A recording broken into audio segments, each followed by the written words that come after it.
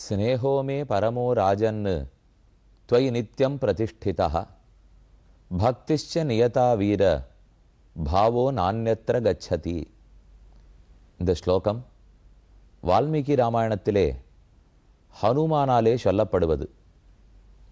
ராமா, உன்னை கண்ட இந்த கண்கள் பரமபதமாகிற வைகுந்தத்தில் இருக்கும் வைகுந்தநாதனை கூட காணாது. எப்போதும் உன்னையே சேவிக்க வேண்டும், உன் திருவடிகளையே அர்ச்சிக்க வேண்டும், உன் நாமங்களையே சொல்லிக் கொண்டிருக்க வேண்டும். இது ஹனுமானுடைய ஆசை. அந்த ஆசையை ராமனிடத்தில் வெளிப்படுத்துகிறார். இந்த கட்டம் ராமாயணத்தில் ரொம்ப முக்கியமான ஒரு நிகழ்வு. ராமன் ஸ்ரீவைகுண்டத்துக்கு புறப்பட்டு போகிறான். அப்போது அயோத்தியாவாசிகள் அனைவரையும் தன்னோடே அழைத்து கொண்டு போக ஆசைப்பட்டான். யாருக்குத்தான் முக்தி அடைவதில் ஆசை இருக்காது? அனைவரும் தயாராகி விட்டார்கள். அப்போது ஹனுமானிடத்தில் ராமன் பேசத் தொடங்கினான். இவர்களெல்லாரையும் அழைச்சின்னு போறது இருக்கட்டும், உண்மையா பரிசு கொடுக்கணும்னா உமக்குத்தானே கொடுக்க வேண்டும். நம்மையும் உயிர்ப்பித்தீர், நம் மனையாளான சீதாதேவியும் உயிர்ப்பித்தீர். அப்படிப்பட்ட ஆஞ்சநேயர், மாருதி, அப்படிப்பட்ட ஹனுமான், அவர் உமக்குத்தானே கொடுக்க வேணும் என்று ராமன் ஆஞ்சநேயரிடத்தை தெரிவிக்க, அப்ப ஆஞ்சநேய சுவாமி ராமனிடத்தில் பணிவோடு மறுக்கிறார். எனக்கு வைகுந்தம் வேண்டாம் ராமா, நான் பூலோகத்திலேயே இருந்து விடுகிறேன். இந்த தைரியம் யாருக்கான வருமா? எப்படிப்பட்ட சந்நியாசியாக இருந்தாலும் மண்ணாசை, பொன்னாசை, பெண்ணாசை இவற்றை கூட துறந்து சந்நியாசம் மேற்கொள்வார்கள். எல்லா ஆசையும் அறுப்பார்கள். ஆனால் முக்தியில் ஆசையை சந்நியாசி கூட அறுத்து விடமாட்டான். முக்திக்கு போனோங்கிற ஆசையில தானே ஒரு சந்நியாசியுமே வாழ்ந்து கொண்டிருக்கிறார்கள். ஆனால் ஹனுமானுக்கு இருந்த ஏற்றம் அந்த முக்தியும் வேண்டான்னு விட்டார். இன்னைக்கும் சிரஞ்சீவியாக பூலோகத்திலேயே இருந்து கொண்டு ராமநாமத்தையே பாடிக்கொண்டிருக்கிறார். யத்திர யத்திர ரகுநாத கீர்த்தனம் தத்திர தத்திர கிருதம் அஸ்தகாஞ்சலிம் பாஷ்பவாரி பரிபூர்ணலோச்சனம் மாருதிம் நமத ராட்சசாந்தகம். எங்கெங்கு ராமாயணம் பாடப்படுகிறதோ அங்கெல்லாம் பக்கத்தில் ஆஞ்சநேயர் உட்காண்டிருப்பார். கண்கள் கண்ணீரை பெருக்கும், தழுதழுக்கும், தொண்டை பேச முடியாது, கால் தள்ளாடும். அவருக்கு இருக்கிற வீரத்துக்கு ஒரு குறவும் அல்ல. ராவணனை கூட ஒரே முஷ்டி அடியாலே அடித்து விடக்கூடியவர். எப்படிப்பட்ட வீரர்களையெல்லாம் ஜெயித்தவர். ஆனா ராம என்ன ஒரு திருநாமத்தை கேட்டுட்டால் பாலாழி நீ கிடக்கும் பண்பையாம் கேட்டேயும் காலாழும் நெஞ்சழியும் கண் சுழலும் என் ஆழ்வார் சாதித்தா போலே ஆஹ்லாத சீதநேத்ராம்புகு புலகீகிருத காத்திரவான் சதா பரகுணாவிஷ்டா திரஷ்டவ்யா சர்வதேகிபிகி. நாம் கண்கொண்டு பார்க்கணும்னால் கண்களில் நீரோடு இருக்கிற ஹனுமான், குரல் தழுதழுத்து பேச முடியாம ராமநாமத்தை பேசிக்கொண்டிருக்கும் ஆஞ்சநேயர், அவர் எந்தெந்த திவ்ய தேசங்களிலே எப்படியெல்லாம் சேவை சாதிக்கிறார். வினய ஆஞ்சநேயராக பலவிடங்களிலும் சேவிக்கிறோம், வீர ஆஞ்சநேயர்களாக சிலவிடத்தில் சேவிக்கிறோம். இப்படி ஓரோரு இடத்தில் ஆஞ்சநேய சுவாமி ஓரொரு மாதிரி எழுந்தருளி உள்ளார்.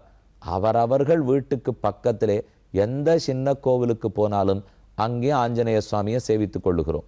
இவருக்கு ஒரு முக்கியமான இடம் உண்டென்னால் சோழசிம்மபுரத்திலே சின்ன மலையில் அற்புத திருக்கோலத்தில் ஹனுமான் எழுந்தருளி உள்ளார். இங்கே 7 ரிஷிகள் யோக நரசிம்ம சுவாமியை குறித்து நீண்ட தவம் புரிந்தார்கள். அப்ப பகவானே ஹனுமானிடத்தில் ஆணையிட்டு அந்த 7 ரிஷிகளையும் நீர் காத்து கொடுக்க வேணும் என்று சொல்ல ஆஞ்சநேய சுவாமி எழுந்துருளினார். யோக நரசிம்மரையும் சேவித்துக் கொண்டார். பக்கத்தில் இருக்கிற ரிஷிகளையும் காப்பாற்றி கொண்டார்.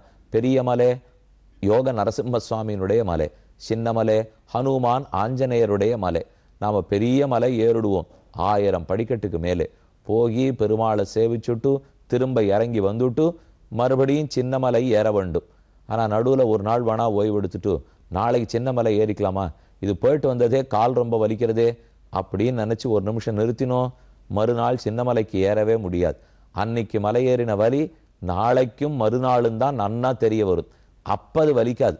காலில் நெறி கட்டிண்டாப்புல இருக்கும், தொடை வலிக்கலாப்புல இருக்கும், முட்டி எல்லாம் கெஞ்சராப்புல இருக்கும், எதுவுமே அப்போ தெரியாது. அதனால் போயிட்டு வந்த வேகத்தோடே சின்ன மலை ஏறணும். ஆஞ்சநேயர் எவ்வளவு அற்புதமாக எழுந்துள்ளி இருக்கிறார்.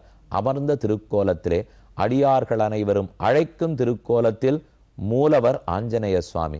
உற்சவரை சேவிச்சோம்னா இதனை இப்படி ஒரு பொன்னிற வர்ணமா, ராம நாமத்தாலே இந்த திருமேனிக்கு வந்த பொலிவா, அதில் இருக்கிற ஒளியா, பக்தியா, பிரேமமா, தாஸ்ய பாவமா, வீரமா, பண்பா, சாமர்த்தியமா, பேச்சு வன்மையா, காரியத்தை முடிக்கக்கூடிய சாமர்த்தியமா, என்னவென்ன ஆஞ்சநேயரை பத்தி சொல்ல. எத்தனையோ பேர் இருந்திருக்கலாம், ராமன் இருக்கலாம், லக்ஷ்மணன் இருக்கலாம், சீதை இருக்கலாம். இருந்தாலும் நம்மோட அருகில இருந்து கொண்டு ஒரு பக்தனாக இருந்துண்டு தன் பெருமையை நம்ம அத்தனை பேரைக்கும் புரிய வைக்கணும்னால் அது ஹனுமானுக்கே உண்டான பெருமை. அவரைத்தான் இப்ப ராமன் தன்னோட பரமவதத்துக்கு வான்னு கூப்பிட மறுத்துட்டார். ஸ்னேகோமே பரமோ ராஜன்னு தொய் நித்தியம் பிரதிஷ்டிதா.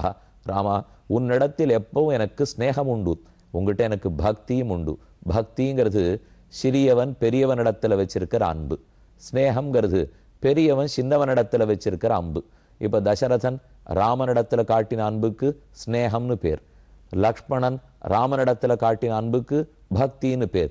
அதைத்தான் ஆஞ்சநேயர் சொல்றார், லக்ஷ்மணனுக்கு உங்ககிட்ட இருந்த பக்தியும் எனக்கு உண்டு ராமா, தசரதனுக்கு உன்னிடத்துல இருக்கிற ஸ்னேகமும் எனக்கு உண்டு. ரெண்டும் உன்னிடத்துல நான் அனுபவிச்சுட்டு இருக்கேன்.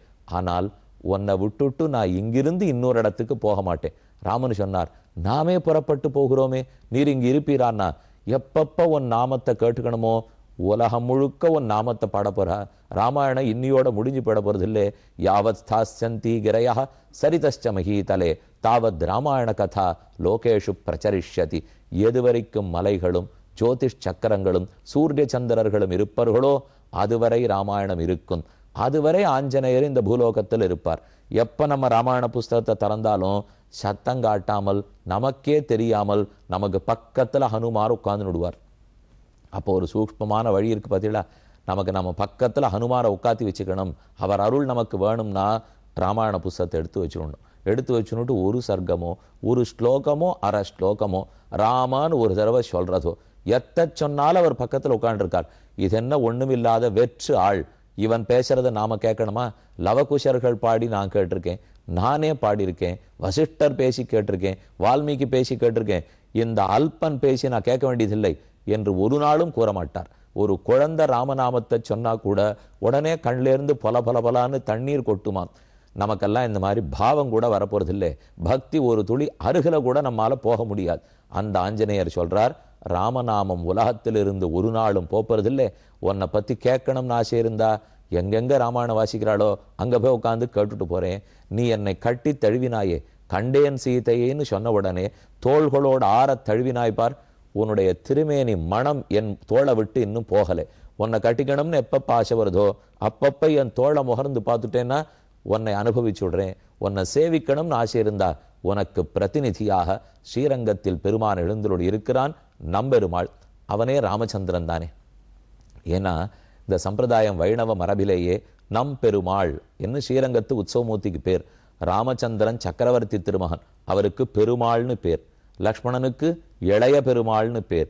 இங்க ஸ்ரீரங்கம் உற்சவமூர்த்திக்கு நம்பெருமாள்னு பேர். நாளை ராமன் வேறல்லர், உற்சவமூர்த்தி நம்பெருமாளே வேறல்லர். மூலமூர்த்தி ஸ்ரீரங்கத்தில் சயனிச்சிருக்கிறவர் கண்ணனின் மறுவுருவம், உற்சவமூர்த்தி ஸ்ரீரங்கத்தில் ராமனின் மறுவுருவம். அவர் எப்பவும் இருக்காரோ இல்லையோ, நாம் எப்போதும் அவனையே சேவித்து கொண்டிருக்கிறேன். நீ கொடுக்கும் வைகுந்தன் நமக்கு வேண்டாம் என்ன ஹனுமான் மறுத்துட்டார். இன்னைக்கும் ஸ்ரீரங்கத்தினுடைய சந்நிதி பிரதட்சணம் வந்தோம்னா முதல் பிரதட்சணம் பெருமானுடைய விமானத்தை சுத்தி இருக்கிற சிறு பிரதட்சணம். அதற்குள் இப்ப நாம் போவதற்கு அனுமதி இல்லை. அதற்கு அடுத்த பிரதட்சணம் விஸ்வக்சேனருடைய சந்நிதி. அதுல விஸ்வக்சேனர் எழுந்தருளியிருக்கார். ஒரு பக்கத்துல விபீஷணர் இருப்பார், மற்றொரு பக்கத்துல ஆஞ்சநேய சுவாமி இருப்பார். அங்க ஆஞ்சநேயரை சேவிச்சியல் எவ்வளவு வினயம். ஏதோ பெருமான் எப்போது என்ன ஆணையிடுவார் அப்படின்னு இப்படி கையை வச்சுன்னு சேவிச்சுட்டு இருக்காரோ இல்லையோ.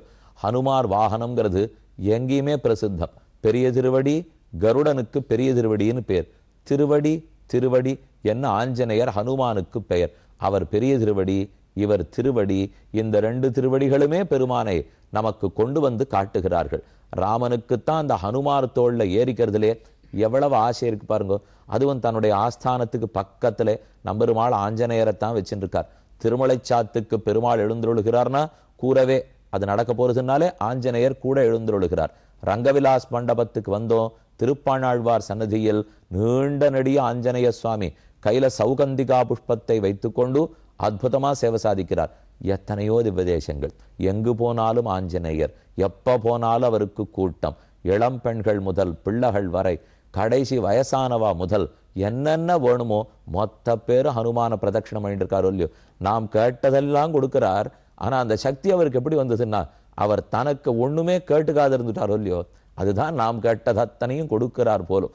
அவர் ராமனிடத்துல தனக்கு ஏதானு வேணும்னு கேட்டிருந்தா அவருக்கு சக்தி இருந்திருக்காது, அவருக்கு பெருமை இருந்திருக்காது, பக்தி இருந்திருக்காது. தனக்கு ஒண்ணுமே வேண்டாம், நீ கொடுக்கும் பரமபதம் கூட தனக்கு வேண்டாம்னு மறுத்துட்டாரோ இல்லையோ. அப்ப எவ்வளவு தூரம் ராம பிரேமத்தில், ராம பக்தியில் அவள் திளைத்திருந்திருப்பார். ஜானகி தேவி கைகூப்பி, அசோகவனத்துல நடந்த கதை இது. ராமராவண யுத்தம் முடிஞ்சு போச்சு, ராவணன் மாண்டான், ராமன் ஜெயித்தான், விபீஷணனுக்கு பட்டாபிஷேகம். நேர போய் சீதையனிடத்துல ஹனுமான் செய்தி சொல்லுகிறார். வாரணிந்த முலவடவாள் வைதேவி விண்ணப்பம், தேரணிந்த அயோத்தியர்கோன் பெருந்தேவி கேட்டருளாய். 2 தரம் பார்த்திருக்காரோ இல்லையோ. ஏற்கனவே மகேந்திரகிரியிலிருந்து தாவி கடலை கடந்து இக்கரைக்கு வந்து சீதையை கண்டுபிடிச்சாரே, அப்ப முதல் தடவை பார்த்தது. இப்ப 2ஆம் தடவை யுத்தமே முடிஞ்சு போச்சு. அப்ப சீதை சொல்றா, உமக்கு என்ன நன்றி செய்ய போறேங்கிறது எனக்கு தெரியலே, தலையல்லால் கைமாறிலேன். நம்ம கையை கூப்பி தலையை வணக்கி இதோ நன்றின்னு சொல்றோம். இதுக்கு மேல எங்கிட்ட கொடுக்கறதுக்கு ஒண்ணும் இல்லைங்கிறமோ இல்லையோ. தேவதேவ திவ்ய மகிஷி, ராமனுடைய பத்னி, ஜனக குலத்துக்கு ஒரே கொழுந்து, தசரத குலத்துக்கே மனாட்டு பெண் மகாலட்சுமி. அப்படிப்பட்டவள் ஒரு பிரம்மச்சாரி ஆஞ்சநேயரை பார்த்து, எனக்கு கொடுக்கறதுக்கு ஒண்ணும் இல்லை, நீர் பண்ணிருக்கிற உதவியை பார்த்தால் எல்லாத்தையும் கொடுக்கணும்னு தோன்றது, ஆனா நான் ஒரு காட்டுல இருக்கேன், என் கையில ஒண்ணும் இல்லையேன்னு சொல்லியிருக்கணும்னால் அந்த அளவுக்கு ஹனுமானுக்கு உண்டான வைபவம். அவர் ராமனிடத்துல சொல்றார், நீ கொடுக்கிற ஸ்ரீவைகுண்டம் வேண்டாராமா, நீ அங்கு இரு, நான் ராமநாமத்தையே சொல்லிக்கொண்டு ராமனையே சேவித்து கொண்டு எங்கே இருந்துடுறேன். இது ஹனுமான் சொன்னது. ஆச்சரியம் தாங்கல ராமனுக்கு, பக்கத்துல இருக்கிற மொத்த பேருக்கு ஆச்சரியம். இப்படி கூட ஒருத்தர் மறுத்துருவார்னா, இன்னைக்கு அதே திருக்கோலத்தோட பலவிடங்கள்ல சேவிச்சுக்கிறோம். அதே அயோத்தி பட்டணத்துக்கு போனோம்னு வச்சுங்கோ, ஹனுமான் கத்தி, ரொம்ப பெரிய இடம், ஒரு சின்ன மலை ஏறணும், அதுக்கு மேல ஆஞ்சநேயர் எழுந்தருளி இருக்கார். அவர் இருந்துதான் நம்ம தேசத்தையே ரட்சித்து கொண்டு இருக்கிறாராம். ஷஹப்பு ஆஞ்சநேய சுவாமி.